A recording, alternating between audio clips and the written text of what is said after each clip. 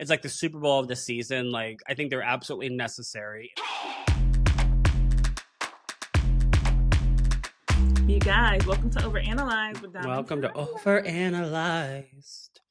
So, you guys, we are doing a quickish for us overview of the Salt Lake City reunions, and then we'll do a deep dive because I have so many questions as a newbie, as a person who has never watched a reunion ever. So I want to go through those with Dom, and then he can give us his take as the Housewives Historian. We probably should buy that website. I was going to say, you said like something. I'm like, damn, that's like a lot of prep. I'm like, I should really make sure that I know my shit. But like, I just have questions because I was watching it and I didn't dislike it. You and I watched part 1 together. Yeah. And then we watched part 2 and 3 separate. But I just was like, it just was not what I was expecting. I don't know. It was different. It like was all really of it, different. or just like one part of it? All of it. So interesting. I loved parts 2 and 3. There were certain things that carried with me throughout the whole season. I was already annoyed with Lisa and Meredith in part 1, and that never changed, actually. Yeah. I did rewatch part 1 again just to freshen up because it's been a hot minute. I haven't watched it since we tried to do a live record. We're trying and we couldn't. It was just us staring at the screen and then like talking in commercial breaks. But we're so invested in the characters. We were like this watching like. I was. So there were some things in part 1 that were interesting. Overall, it was kind of like whatever. So I definitely enjoyed part 2 and 3 a lot more than part 1. Is that what it's supposed to be like? Andy comes out and asks questions and they talk? Yes. They go throughout the whole season rehashing. So like prior to the reunion filming, I would say maybe like 3 weeks prior, Andy Cohen always puts a post on all the social channels like getting ready for the Real Housewives of Salt Lake City reunion. Submit your questions. So that's where a lot of not all of them, but a lot of questions come from fans. Well, they'll say like Dominic from Ohio asks, get those ready. So just asking questions, doing deep dives. And of course, like what I did like about part 1 is I did watching them celebrate the last 6 years of Salt Lake City. It was kind of random because it was in the middle of the episode. And I don't know why they did it. However, he did say something along the lines of, and I'm paraphrasing, I do think Salt Lake has done something different that other franchises haven't done as strongly, and that is Salt Lake has become a kind of like a cultural phenomenon in terms of Housewives. Like people that that this is your first time watching Real, like being seated fully for it. Someone that I work with, same way.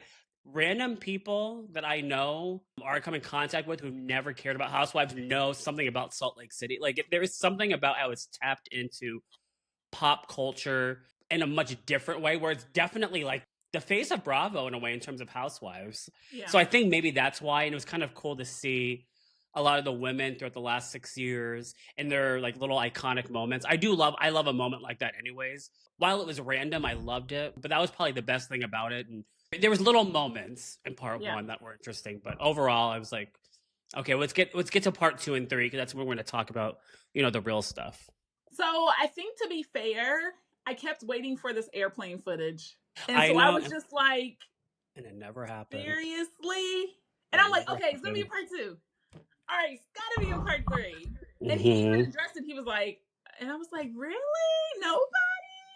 So I think my question is like, are the reunions still relevant if you have social media where you learn about their lives now? Because even Bronwyn's mic drop moment of her saying she and Todd are separated, we knew before. So it was kind of like there was nothing really new. I mean, you had Angie with her scroll and that was really cute, but I almost wanted to reorder the seats because I feel like Meredith and Bronwyn was almost stronger than Lisa or Meredith and Heather. Like, I don't know. Mary fell asleep in it. I was just like, what is happening? I don't know. I mean, maybe the build-up was just so big. And then maybe now that the first one is done, you'll see like now that you know like the name of the game when it comes to reunion. I think the reunions, I still say this, it's like the Super Bowl of the season. Like I think they're absolutely necessary. It's happened twice now where they didn't actually have one, and it was for very specific reasons. And that was New York and New Jersey. before Real Housewives of New York was recast to what it is present day ish when they did the reboot, which is basically they fired the whole cast. They rebranded as like the new New York. There was reasons behind it, whatever. They didn't have a reunion. And then the last season of Real House of New Jersey, they didn't have a traditional reunion because the cast was so divided that they rewatched, I think, like the season or like highlights of the season or something, but in two separate rooms with like the team, so to speak. And it was so horrible, and they haven't had a new season since. So we're eagerly awaiting that. So I think they're absolutely necessary because I think that I'm sure you had these moments too in terms of watching the show and you have questions that only can be asked at a time when they're all seated together and have a moderator. So it can be, and hopefully you get the answer, right? Or it's even asked. But is that time to be like, okay, girl, why did you say that in your confessional, but you didn't say that to her? Like, you're able to do those types of things. Yeah. And that's what the reunion should be for. It's conflict resolution, hopefully. You don't always get resolution. We definitely really didn't this reunion for Salt Lake with some of the women. So I think there always is a purpose. Now, to your point, and I want to touch on this too, about like Bronwyn's like announcement of her separation that got leaked. That is really unfortunate, and that little things like that have happened. I can't recall something major that was a bombshell on the reunion that was leaked other than this. I don't know. I'm not going to say it was a first, but it's one that's pretty relevant in my mind that like, that is so unfortunate because that could have been a huge teaser. So I don't know if that was someone new on the crew and they didn't sign their NDA or something. I don't know what happened there. That's not normal necessarily. Like there's rumors that come about, but that was a big spoiler, unfortunately. But I wouldn't say that's a norm necessarily. It should be like if there's a bomb dropped, we'd find out the reunion as like maybe like in a trailer for the reunion or something. Okay, got you. And then are the cast members supposed to be friends or are they colleagues? Because Heather says friend a lot. You're an important friend, but you're not a close friend. And I'm just like, but are y'all friends? I know Heather and Whitney hang out outside of this because they're cousins. Is Angie just getting coffee with Bronwyn just because when they're not in season? That's a great question. I would say my first answer is yes, they're friends. And that's what the show has always been about. It's like a circle of friends navigating life again. And that's everything from their personal stuff to interpersonal relationships, blah, blah, blah. I would never think they're colleagues. However, unfortunately, and I think I might have said this to you at one point, like early on, it is, especially like huge Housewives fans can always spot when there's an inauthentic relationship. An example would be, say we joined a show and we're on an ensemble cast and we needed another like full-time cast member, and they went and they had casting, blah, blah, they found somebody and they go, okay, Kyla, this is so-and-so, go have lunch with them. And then you're going to be their person that brings them into the mix. And they might set the tone like, oh, this is Kyla's friend, Samantha or whatever. What we can tell because of how, human nature, right? Like there seems to be like, this does not seem like they are friends. Yeah. So they ain't friends. So when that happens, that's when like things suck. And we have seen examples of that like across different franchises. But the whole goal is to get a legitimate group of friends. Or it doesn't have to be like everyone is a solid group. It can be like how friends work, right? You know people, I meet them within the show, and now we all become friends, but I'm legitimately your friend. So we're going to form real. That is real life. But just bring somebody on and say, this is Kyla's friend when you just met them like 2 weeks ago. That's not authentic. So I would say that it is based in friendship and forming friendships. And whether or not they choose to grow that friendship, or if friendships sometimes end, where it sounds like Heather is done with like Meredith, that's real life. So I would they get paid to be together, I suppose, yes, but it's rooted in friendship ultimately. So it should be friendship plus the perks of being paid to be on the show and the cash trips and all that. Yeah. Yeah. Okay. Mm-hmm. So the show, Salt Lake City, the entire show ended in Greece, and then the backdrop for the reunion was Greece. Is that typical? Mm-hmm. That is a newer-ish thing that they've been doing themed sets the past few years. It used to be like a clean set, like whatever, it would change. Like I've seen I remember, I think it was season 3 of Real House of New Jersey. It was like at I can't remember, there's like an iconic theater in New Jersey where they had the reunion on the stage. They had couches set up. And now it seems like the past few years, they themed the backdrops and the set to be something from the season. I think last year, Beverly Hills, they set it up to be like Kathy's house, like her terrace and stuff like that. So that is a newer-ish thing the past couple years, that they have like themed sets versus just like a visually appealing like decor or whatever. Yeah. So you and I, we talked about the reunion looks, but then I watched all 3 parts, and Lisa and Meredith have definitely scripted out, talked through, discussed what they're going to mention, even to where they're like, don't let me get out of turn. Am I still being good? Am I good? Did I miss anything? Right. I kind of feel like they went shopping together, and that's why they both had on like the brown. They might have. There's typically a theme. Each franchise is a little different. So like Orange County is more casual. Might wear like a party dress or like cocktail hour. Atlanta always does it up, gowns, the whole 9 yards. Beverly Hills is like a in between where it's more, maybe that's more cocktail hour, I would say. Beverly Hills, though, it's like no one's coming in wearing, again, like a ball gown. Potomac usually does it. They are very like extravagant typically.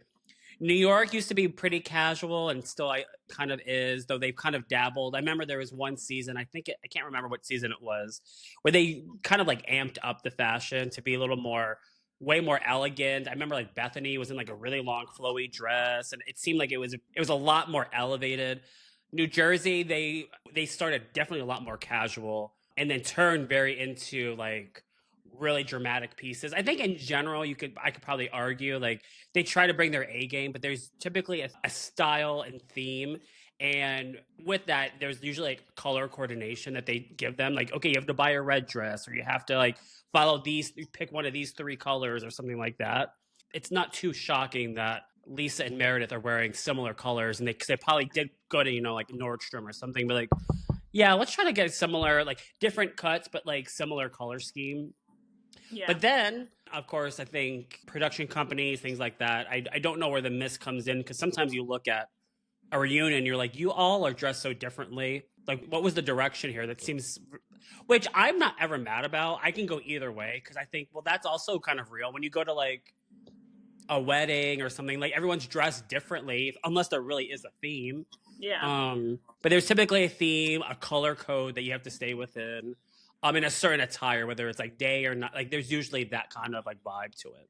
Yeah. So Lisa and Meredith were pretty obviously like coaching each other. Tag teaming. Like, yeah. And I think it's so funny because you called them the Bopsy twins all season, and they rang true.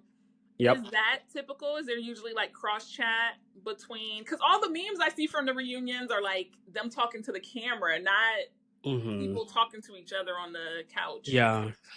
Both. That's always kind of been there. Like, I wouldn't say they're an exception necessarily, but they are really amped it up this reunion in terms of like the whispering, that a lot of things that we've seen, and that's normal. Like if you're sitting on a couch with one of your like friends, whether you're on a show or not, and we're all having a discussion, how many times have you caught yourself going, did this bitch really just say that? You know what I mean? That's normal. Yeah. They were doing something that I found so annoying, and that was like, do you think I did I miss anything? And Meredith, who I will say and extremely validated that I do not want her on my TV next season, of doing that thing that I cannot stand people do when they're trying to deflect from answering questions about accountability for something or something personal, of her just being so defiant and defensive. Can't remember at the top of my head what they were talking about specifically, but I think it was Bronwyn was answering a question that Andy had asked her, and Meredith and Lisa were like, doing their thing. Bronwyn finished her point, and Andy turned in and like, it sounds like you guys might have some thoughts. I saw you guys like talking, and that's kind of, they're talking about like, and Heather chimes in like, it sounds like you guys are doing, that tag team thing. And Meredith said something along the lines of like, okay, well, I guess I just can't talk to my friends anymore. And that shit makes me so angry that you have to go from 0 to 1,000, not even 100. It's like, girl, you know what you're doing. And that is because you are guilty, because you were probably like game planning. Okay, Bronwyn's talking. Let's be prepared to say X, Y, and Z or whatever. Otherwise, you just be like, if I was talking to my friend whilst another conversation was happening and I was talking about that person and Andy asked me, like, so what were you guys talking? You guys were whispering. I'd be like, I was talking about them. I would own it because that's more appealing than like, oh, well, I guess I can never talk to my friends. I guess I'm not allowed to have feelings and opinions. I'm like, that has guilt written all across it. So, I mean, yeah, it's normal, but that is one of those moments that I can't stand that shit when people try to game plan and talk to their friend about like, whatever the fuck it is. Yeah. And they are the Bobbsey twins, and they have definitely solidified that nickname that I've given them the whole season and the reunions. So I did like that Andy was asking questions on his own. I hated that he had to get up and walk out because he was like, you guys are too I don't blame him. He's never done that before. That part, it just made me sad. And then Mary, she was just like, no, Andy, we're sorry, you're back. And I'm just like, he's over it. But I think I thought they were going to come in and he's going to be like, all right, we've all watched the show, right? Let's discuss. But like, I wanted to hear more from Angie, and then I wanted to hear more. So I think for me, because you and I overanalyze all the time, I was like, this could have been 7 parts. Where's the rest? I was like, wait, where's the rest? Like, parts 1 and 2 were kind of shallow. And I was like, I wanted some more meat. I wanted some more stuff. Yeah. So. I think that's the hard part with reunions. And that's when you're watching the season, you know, while you're watching, you have all these questions. You're like, wait, you know, when if these two people are together and they're talking about somebody who's not there, and they never find out about it. So obviously when the show is edited, and if they even put it on the show, and you want to know, like, wait a minute, they're contradicting themselves or whatever the case may be. That's a reunion moment. Like, okay, we're going to bring that to the reunion. And Housewives have said that in like different interviews. They'll say things like, don't worry, we'll talk about that at the reunion, blah, blah, blah. But when you really think about it, you have all this hundreds of hours of footage, right? And you have only so much time, like, because here's the thing, depending on how the season was, sometimes 3 parts is way too, it's like, how many, like, we don't need 3 parts to this. But it all depends on like what questions are going to be asked. And sometimes, at least from my experience, there's been things that I'm like, why isn't Andy not asking this question? Why isn't this question coming up? And I guess it's a question of like, you have only so much time and all this content to get through. And it's not to say maybe it was asked, but they have all this other stuff to show, and maybe something else happened that is a little less boring, but it leads to something else. And it's like, it is tough because you're going to leave a reunion with things still unanswered, most likely, because of whatever reason. Obviously, who knows, because I'm not there, but that is common, unfortunately. Because I did feel that way too about Angie, because I'm like, Angie's a heavy hitter. I'm like, I feel like we didn't hear too much from her, but last season she was first chair at the reunion and she owned that thing. So I mean, it's a give and take. You can't always like be the heavy hitter every season. So yeah, I liked watching it. I really like to see the different reactions from the other cast members as they were asking someone else questions. I like that Andy was asking questions from the audience. Like, I thought that made it less confrontational than him like, Lisa, why'd you say that to her? Right? He's like, Harper from Ohio wants to know. And so that part was cute. Yeah, it was good. It was parts 2 and 3. I think were really, really exciting though. That was when we found out about Mary and she confirmed that her son is in jail. And then like, especially the last 20 minutes where Bronwyn got really vulnerable and then Lisa got vulnerable. So it was... Yeah. It would have been hard to have an entire episode like that, but if they could have just done like the deep dive on like just the relationship one, because I have so many relationship notes about like where each of them are standing at the end of it. I was just like, man. Well, I think that's the question, right? And that's what's interesting about one of the interesting things about reunions. It's depending on how the season goes, because the whole point, again, it's, you know, when you talk about conflict and resolution, like that's the ultimate, like, okay, if we're gonna do it, that's what the reunion is. That's why sometimes they try to set the tone. It's like, okay, what are you hoping to accomplish today? I think that he asked Meredith that, and right out the gate, I was like, I'm so over you already. It's because I think he asked her, like, you know, what are you hoping to get out of today or something like that? And she's like, before I answered that, and then she confronts Whitney about something from BravoCon, and I'm just like, okay, we're already doing this. And she does it again later on I think it was part 3, when he asked her if she had a drink before the plane, and she's like, I'm gonna put a pin in that.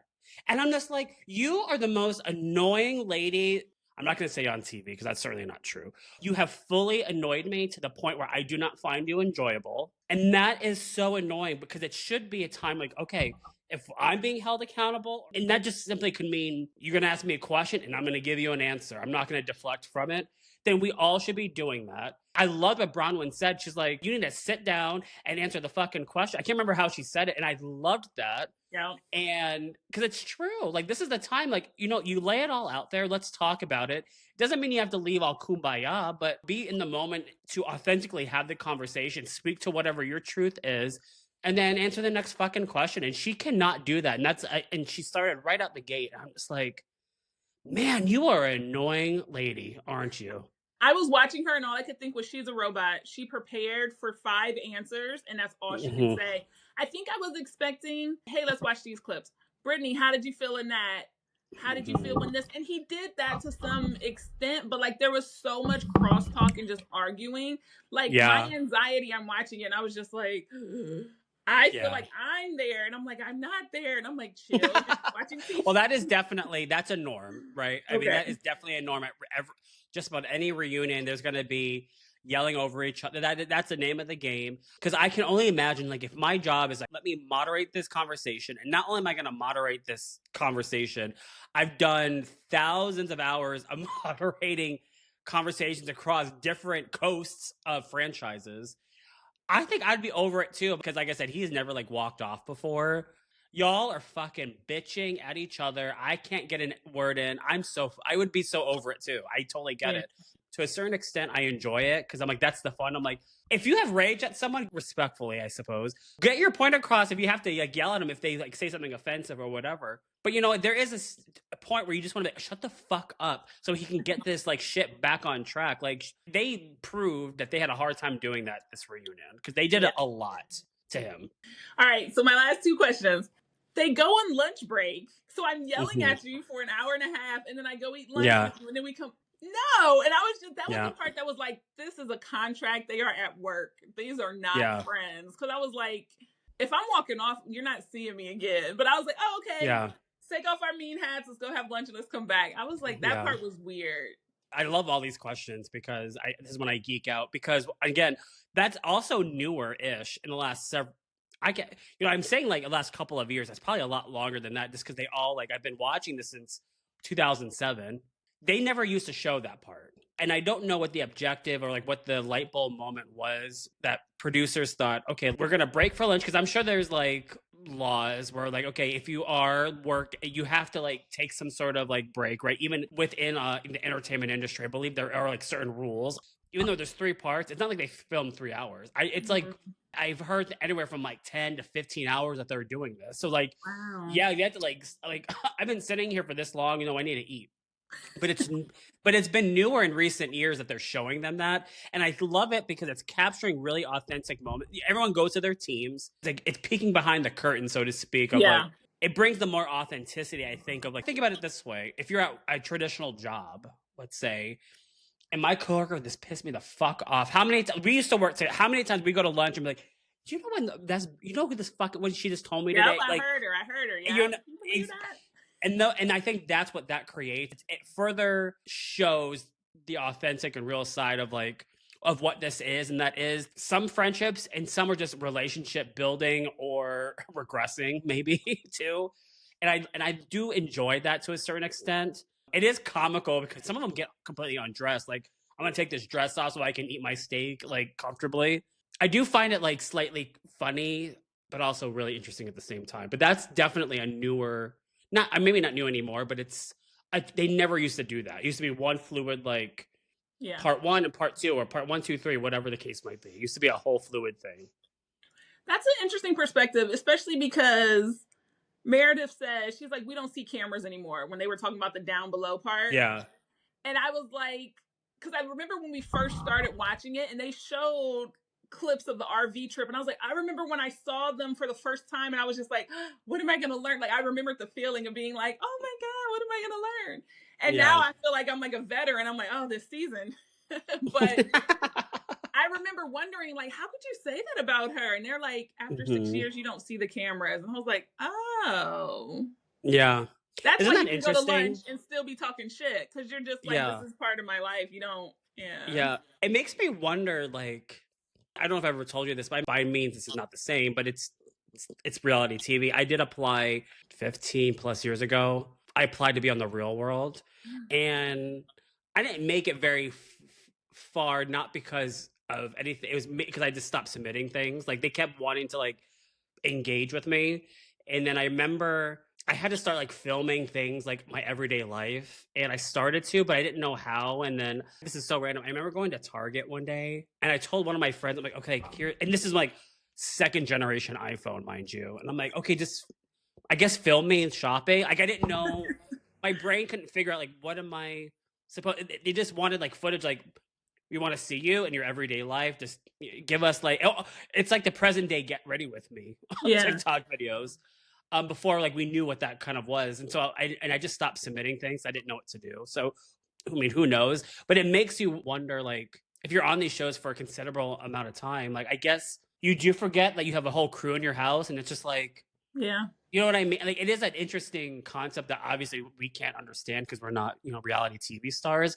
But it is something that I think about. And I'm like, I wonder what that's like. That you literally forget that people are filming you. I'm like, what an interesting like. It's such a concept that I don't know how. But I guess if you're used to it, you're used to it. Like, should Meredith not come back, and now you're just living, you and Seth and Brooks and your daughter, and just yeah. Like I thought about this like, even with celebrities that are like much more famous than they are, but I think reality TV is a genre that really alienates you from society because no matter what it is, right? Reality TV, no matter if it's The Bachelor, Survivor, Real Housewives, like it's still rooted in hopefully you are the brand of yourself, right? You are your own brand.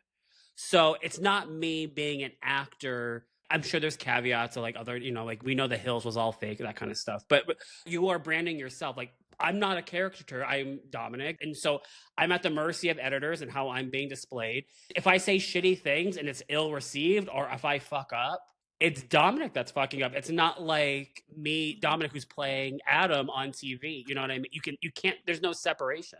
yeah. And like, how do you rebound from that? Because in essence, if it's reality TV, there should be no acting involved. On the flip side, I still can't stand him, but Spencer Pratt was on The View this past week, and he has a new book out, and now he's running for mayor of LA, and I'm like, go away, you're so stupid. But he was talking about The Hills, and I used to be a huge Laguna Beach and Hills fan, and it was all fake. He said it was all fake, and I don't know if you ever watched the show, but like him and Heidi Montag, I did watch The Hills. They were villains, right? And he said, like, even on The View, like all these years later, people still hate him because of that. You know what I mean? And that will live with him probably if there's a day that people legitimately forget or just don't know who he is, and he can maybe he introduced, I'm Spencer, I'm a whatever, I don't know what his ambitions are. So that would be an example of like, what you can say it's fake all day long, but it's still ingrained in my mind of like, yeah, but I think you're so shitty. You know what I mean? So I feel like if I don't want to be in this show anymore, it's not like I can go be like an administrative assistant somewhere because people like, oh, that was Dominic Torrey. He was on that one show and he said some really shitty things to his friends or whatever it might be. I mean, I guess she's still a DJ and she has other stuff, but it's just like that would be quite a culture shock. So my last question. Whitney gets upset and walks off, and Justin is behind the scenes. Yeah. Is that typical that your spouses travel with you, or do they typically not show that if it does happen, or what? It depends on the franchise. I think if you're a good spouse, typically, if you have a good relationship with your spouse or your significant other, they're usually there, it seems like. However, certain franchises, they bring out the husbands. Yeah, New Jersey always brings out the husband. They have a segment where they always bring out the husbands. Beverly Hills used to, but none of them have really one now. Atlanta used to. I've seen Todd sitting up there. Yep. And there's a part of me that wants to say... Wait, Salt Lake City did last season. They brought out Todd. I was going to say, I can't remember if they've had segments or they sometimes bring out the husband. I feel like husbands have been there, like on set, like filming. So it kind of depends. Like Orange County has, but they don't really anymore. It's not a norm. They are usually there in some capacity, whether they just might be supporting them like in the green room or there very well might be a segment where they bring out the husbands. Potomac has brought out the husbands. I don't think it makes sense to if most of the people don't have a significant other. So if you bring like what, two guys, that's kind of weird. Unless there's like drama that involves the husband, that'd be the other exception. They might do something like that. And actually, yeah, you're right. Last year they did because Todd was at the reunion, Bronwyn's husband. Is there any chance they asked them? Like they asked John and Justin and Todd if they wanted to. I bet you only Jared was the only one that was like, I want to. And they're like, yeah, probably. I'm sure it does, because there's been times where the opposite has happened. Like I think of like Potomac, where like Robin Dixon, who used to be on the show, she's not anymore. Her husband, there's a lot of scandal with him, and he wouldn't come on the reunion. So like sometimes they decline, like, no, I don't want to go to it. So and which is okay. Like they're not contractually obligated. They're not a cast member, so they don't have to be. But so that's the reverse has happened, where they might decline an invitation. Okay, I feel better. This was good because I was writing. Look, I literally have 3 pages of notes, but I have in the margins all these things that are just like organization based. Like, does this typically happen, or because I guess I really thought he would have a list and be like, remember when this happened? How'd you feel about that? Like, I think I kind of thought it was like a viewing party of them watching it and then talking about it, which doesn't make sense. When you think about it, they are kind of doing that, and just maybe not in that exact format, but they are recapping the entire season. I think the whole point for them is to highlight what, of course, I don't know what the process is like with producers, right? But I have to imagine it's something like, okay, what are the main things we have to talk about that were like the big, meaty sections of the season? What was the biggest dramatic issues? So we definitely have to do that. And then we have to have more personal storyline. They usually go, not with everyone, but usually majority or like some, they'll do like personal story. Like they do Mary, like, okay, they did a whole thing with Angie. Future prediction, I could see next year them at a reunion going, with Bronwyn, like this year, Bronwyn was like rediscovering herself post her separation from Todd. And so they might do a thing on that. They usually have some sort of fun stuff where they like giggle. And I think those moments are really important to talk about the lighthearted stuff in between, because it's like the few moments that they might have just like screamed at each other, but Andy can bring it back to something that was truly funny, and they could all like laugh collectively, like, oh girl, that was some crazy shit, right? And they're like, yeah. And then they can go back to yelling at each other in the next segment. So in a way they are doing that. It's just in a much different format, because they also, remember this, I think I told you, when they filmed the reunion, the season is still airing. So they give them, they must have, well, they do have the rough cuts, it sounds like, of the rest of the season. I don't know if it's as polished as we see on TV, but they have seen the rest of the season at that point, and I would imagine, I don't know if they're forced to, but the responsibility is, or expectation is to watch it, because we're going to talk about shit, which is interesting because they do film that prior to the season ending. I will say something interesting, and they haven't done it since, I believe. It's they've only done it once, and that was the Real House, because you film, and then there's usually a break before they pick up filming again. Real Housewives of New Jersey season 3 and 4. They never stopped filming. So like season 3 aired, there's a lot of drama. That's when Teresa, OG, my favorite housewife of all time, her sister-in-law and cousin came on the show. So they filmed season 3, right? And they filmed the reunion, but they never stopped. So by the time that they're filming the reunion, they have stopped shooting the season, right? But it's airing. This was the first time they did it back to back, where while the reunion was going on, they are filming season 4 within that moment. So can you imagine that? Can you imagine, like, we're watching the reunion and they have to sit there and talk about the past season while they're filming currently the new season. So who knows? The alliances could have changed for all we know. And you have to say, and it was, wow. I didn't love it, but it was interesting for what it was, because it has never happened again. But that would be a lot. That would be a lot. I don't think we had too many alliances change. I do feel like Meredith would not come back, and I kind of was getting the vibe of Mary kind of being one foot out the door. I'm only thinking about that because they showed so many clips of Lisa at Amy's party that I'm like, is Amy getting the nudge? But that's just me overanalyzing. That's a good point. Yeah, it's a good point. It's a good point. I love it. So All right, you guys. Thank you for humoring me as I watched my first reunion and was like, "What the heck?" Yeah, when the first one's down. I'll watch another one with you because it's my job. But listen, it sounds like we're gonna have some downtime between another like franchise. We can literally just watch different reunions and talk because those are the best parts because you don't mean I say watch the season, but watching the reunions, I mean, it's like watching a trailer, right? So it's like you kind of if you follow it, they go in order. You are seeing all this stuff throughout the season. You might know some of the details, but it's still you get a good chunk of it. So let's do an Atlanta reunion. Oh, those are the best. And it would be because I can picture the memes like Candy, the lies. Yeah, those were the best no idea, reunions. No context of where, and oh my god, that'd be so good. Those are the best reunions. Right. I love that. All right, you guys, thank you. Okay. Remember, we are going to do a longer overview of the whole reunions, all 3 parts. Heavy on the 2 and 3, but this was mostly for me as a newbie to be like, what the heck? I love it. All righty. Talk to you. Thanks, friends. Bye.